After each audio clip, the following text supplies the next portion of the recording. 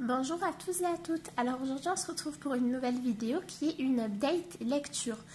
Du coup je vais vous montrer mes dernières lectures, vous dire ce que j'en ai pensé, etc. Donc j'ai décidé de mettre environ à chaque fois 6 livres. Donc chaque fois que j'aurai fait 6 lectures, je vous ferai un point lecture. Donc ça veut dire toutes les 2 ou 3 semaines normalement.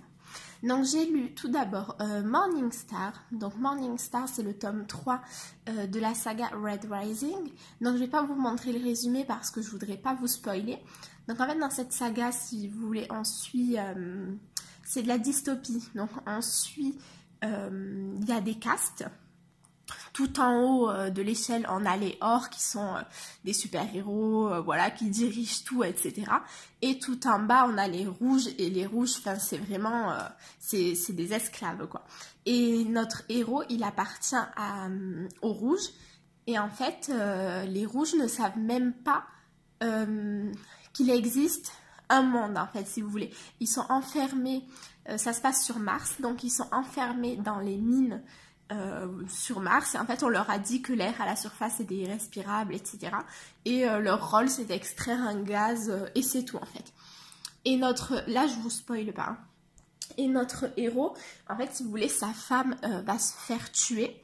Et à partir de là, il va devenir en fait le symbole des Rouges dans la rébellion, voilà, qu'il va y avoir. Voilà, c'est vraiment, c'est une super saga. Franchement, je vous la recommande. Alors, il se passe des choses un peu, voilà, enfin, il y a de la torture, il y a du viol, il y a, voilà, enfin, c'est pas, je le recommande pas aux jeunes lecteurs, quoi. Je dirais à partir de 16-17 ans. Donc, voilà, du coup, j'ai trouvé une très bonne fin. Franchement, je m'attendais pas du tout même à ce qu'il y a eu dans l'épilogue, mais alors, vraiment pas du tout, je suis trop contente. Ça m'a beaucoup plu. Alors, ils ont sorti un livre 4 et le mois prochain sort un livre 5. Mais je vous avoue que, en fait, je vais pas les lire tout de suite, tout simplement parce que moi, j'adore cette fin-là. Elle me convient parfaitement. Et du coup, je veux attendre d'avoir des retours sur le 4 et le 5 parce que si jamais c'est pas à la hauteur de la trilogie initiale, que c'était juste pour faire du fric, franchement, je préfère ne même pas les lire. Donc voilà, dans ce tome 3, il était vraiment très bien. On a un peu la conclusion de la rébellion, quoi. Donc c'est vraiment sympathique. J'aime beaucoup le fait que on va avoir des Orcs, donc ceux qui sont tout en haut de la hiérarchie, qui vont comprendre que ça peut plus continuer comme c'est, et du coup qui vont se mettre du côté des Rouges. Et à l'inverse, on a des Orcs qui pour eux, c'est tout à fait normal qu'ils soient tout en haut et que les autres soient tout en bas. Et j'ai beaucoup aimé, on va même en avoir certains qui sont dans des castes inférieures et qui se rebellent pas en fait. Pour eux, bon ben c'est comme ça, c'est comme ça. Et du coup j'ai vraiment aimé la façon dont l'auteur a tourné ça. C'était vraiment très très bien. Enfin, c'est une super saga, franchement foncez. Le tome 1 est génialissime, il est addictif. Le tome 2 était hyper bien. Pour moi, c'est celui-ci le moins bien, même si j'ai aimé, quoi. Mais voilà, c'était vraiment très très bien. Une très bonne trilogie que je recommande à tous ceux qui aiment la dystopie, des trucs un peu fantastiques, etc. Voilà. Ensuite, j'ai lu le tome 2 de Rebecca Keane, Pacte de sang. Donc celui-là, je vous en ai un peu parlé dans mon haul. Donc Rebecca Keane est une sorcière parmi les plus puissantes, c'est même la plus puissante des sorcières du monde, sauf que quand elle était adolescente, elle a fricoté avec un vampire, ce qui ne se fait absolument pas vu qu'ils sont ennemis, et elle a eu un enfant de lui. Donc quand elle est retournée chez elle, son clan a voulu la tuer, du coup elle a dû fuir avec sa fille, et en fait elle a même pas dit au vampire qu'elle avait une fille, en fait, hein, elle s'est juste enfuie. Et là où on la retrouve, on est 10 ans plus tard.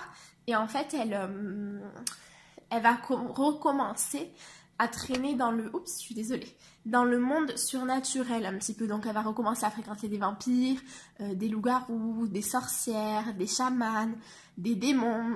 J'aime beaucoup, beaucoup, beaucoup. C'est une de mes sagas d'Urban Fantasy, oui, préférées.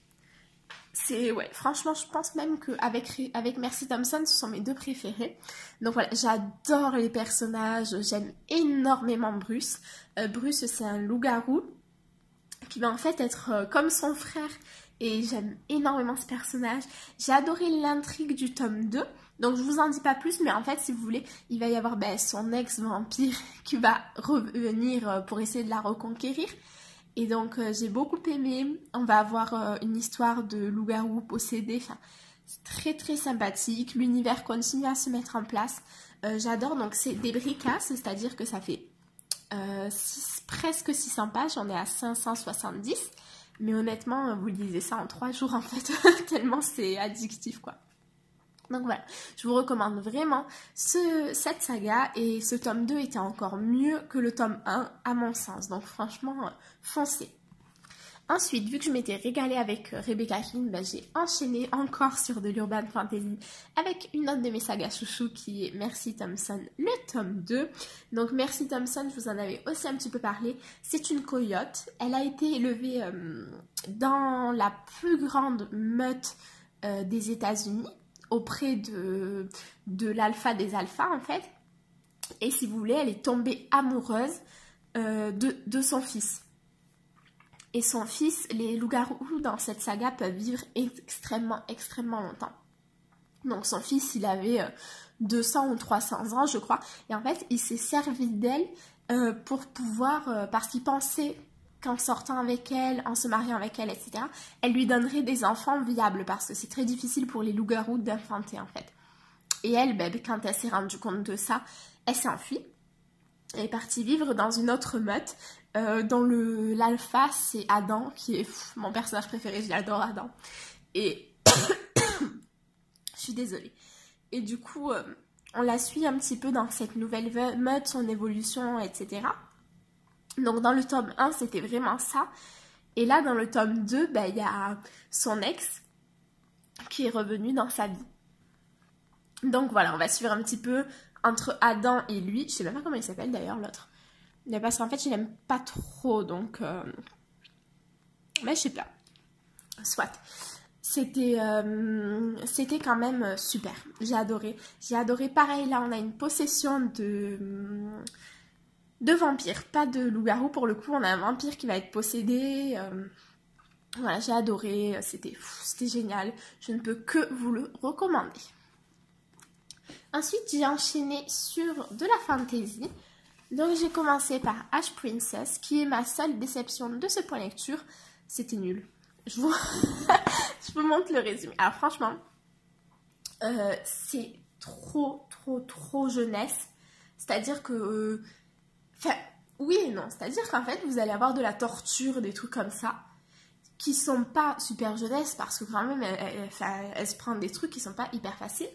Mais à côté de ça, vous n'allez absolument rien avoir qui fasse un tant soit peu adulte. C'est-à-dire que les personnages sont... C'est trop simple en fait. Il n'y a aucune complexité dans le personnage. L'héroïne, elle est un peu chiante. Son mec, voilà, enfin, le triangle amoureux, il est nul. Enfin, franchement, j'ai vraiment été hyper déçue. En plus, regardez-moi le prix, quoi. Ça coûte une fortune et voilà. Enfin, j'ai pas aimé l'intrigue. Tout est téléphoné d'avance. On sait tout ce qui va se passer. Voilà, c'est dommage parce que franchement, je pense qu'il y avait vraiment du potentiel dans ce livre. Parce que voilà, le résumé donne vraiment envie. En fait, les personnages auraient été un peu plus fouillés. Et puis en fait, c'est ou tout noir ou tout blanc. Soit ils sont très gentils, soit ils sont très méchants. Enfin, il n'y a pas de... Il n'y a pas de juste milieu. Il y a rien de... Enfin, je sais pas comment dire, mais vraiment, j'en ai été hyper déçue. Je pense même pas acheter le 2. Je pense que je vais le revendre sur ma boutique Price Minister. Je vous mettrai le lien de ma boutique en barre d'infos parce que j'y mets des livres et aussi des livres de coloriage que je ne veux plus. Donc voilà. Enfin, franchement, je vous recommanderais pas cette saga. Après, si vous voulez tester, que vous aimez vraiment ce qui est jeunesse ou que vous vous lancez tout juste dans la fantasy, allez-y. Mais franchement, sinon non, je pense pas. Donc voilà. Ensuite, j'ai enchaîné avec 2 très bonnes lectures. Alors tout d'abord, j'ai lu le tome 1 de Dividing Eden. Alors, on a un frère et une sœur qui sont jumeaux. Ils vivent dans un royaume, voilà, c'est du fantastique, donc on n'a pas de... Enfin voilà, c'est un univers assez moyenâgeux. Voilà. Il n'y a rien d'exceptionnel à ce niveau-là. Et en fait, si vous voulez, leur père et leur grand frère vont tous les deux mourir. Donc je vous dis pas comment parce que ça vous le découvrirez en lisant le livre. Et leur mère va pas vouloir ou pas pouvoir récupérer le trône. Du coup, bah, forcément, ça va se jouer entre eux deux. Donc, au début, forcément, vous vous en doutez, c'est des jumeaux, donc ils sont hyper fusionnels. Enfin, voilà. Ils ont une relation qui est exceptionnelle. Et puis, au fur et à mesure, ben, à cause des machinations, des complots, ce que j'ai adoré, hein, franchement, c'était génial. Y en a un qui va devenir jaloux, qui va vouloir prendre le pas sur l'autre, etc. Ça, c'est génial. Franchement, j'ai adoré. Même la fin, je ne m'attendais pas à ce qui s'est passé. D'ailleurs, à l'heure où je vous parle, je ne sais toujours pas qui est gentil, qui est méchant. Enfin, vraiment, il y a plein de questions qui restent sans réponse à la fin de ce tome. Et j'adore, c'est génial en fait de ne pas tout découvrir comme ça directement. C'était vraiment, vraiment super. Franchement, foncez. En plus, il n'est pas excessivement cher. 15,90 €. Bon, il est assez court, mais vraiment, vraiment, ça vaut le coup. Foncez, j'ai adoré. Voilà, c'est tout ce que je peux vous dire. J'espère que je vous aurai donné envie de le lire. Et enfin, mon coup de cœur. La couleur du mensonge, donc publié chez Lumen. C'était une tuerie, les amis, vraiment. Alors, je vous mets le résumé. Donc, en fait, on va suivre une jeune fille qui s'appelle Sage Fowler, dont l'oncle est un noble très riche, etc. En fait, elle est orpheline et du coup, il l'a recueillie. Donc, quand elle va avoir l'âge de se marier, c'est-à-dire 16 ans, il va l'envoyer voir la marieuse la plus célèbre du pays, parce qu'elle est dans l'univers qu'on a là, on passe par des marieuses pour être mariée en fait. Hein. On ne fait pas des demandes comme ça ni rien du tout. Hein. Et du coup, l'entretien avec la marieuse va être une catastrophe. Vous voyez, dans Mulan, eh ben, ça va être à peu près du même acabit. Et du coup, la marieuse va lui dire mais c'est mort, en fait, je vais pas te trouver de mari. Donc, par contre, elle va lui proposer de devenir son apprentie parce qu'elle va la trouver très observatrice, etc. Et du coup, tous les 5 ans, il se passe ce qu'on appelle le Concordium.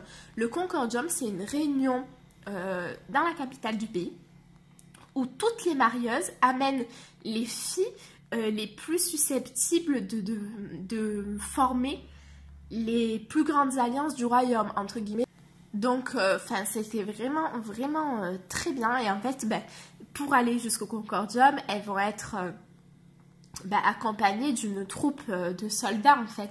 Et du coup, Sage, elle va se rapprocher d'un des soldats qui s'appelle H. Et voilà, on va voir un petit peu... parce qu'elle doit espionner et lui, il doit espionner aussi. Donc voilà, et franchement, c'était trop bien. Enfin, les personnages, Sage Fowler, mais elle a un courage, truc de fou. H, il est top. Et alors, l'intrigue, enfin, on sent... Ah, il y a des moments où je me doutais de quelque chose, mais j'aurais été incapable de vous dire de quoi. Alors, à la fin, quand elle a révélé le poteau rose, ah mais là, j'étais dans tous mes états. Et je me disais, ceci explique quand même beaucoup de choses. Mais j'avais pas non plus, j'en étais pas sûre en fait. Donc ça, c'était vraiment génial. J'ai tout aimé. Dans ce livre, tout est excellent.